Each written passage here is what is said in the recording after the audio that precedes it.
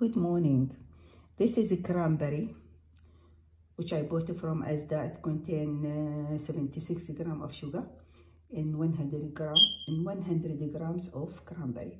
So I opted not to eat it because this is toxic for the body. So I add filter water from my reverse osmosis, and then I will leave it for 40 days. And then it will be vinegar, because the bacteria will eat the sugar, or it will ferment the sugar into acetic acid and organic acid, and then it will become vinegar, which is healthy. I could use it 1 tablespoon or 2 tablespoons in a glass of water before the meal or after the meals. And this is exactly what happens in our cells. Also, this is difficult to say, but if the cell, the mitochondria, get damaged, so the cell will use the sugar to ferment it and make the environment acidic, which is very unhealthy. But in this case, the vinegar, it will be healthy. It will help our microbiome, and it will lower our blood sugar.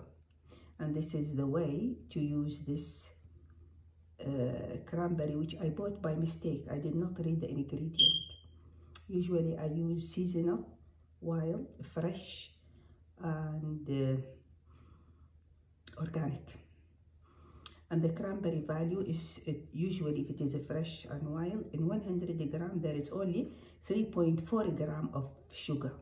And it is useful for treatment of urinary tract infection, because it is attached to the E. coli. To prevent the E. coli from attaching to the lining of the bladder, and the E. coli is responsible for 80 to 90% of cases of bladder infection, or repeated bladder infection and urinary tract infection. Also, cranberries and pomegranate, it is useful for the microbiome. It helps people or patients with cancer to respond well to chemotherapy, radiotherapy, and immunotherapy.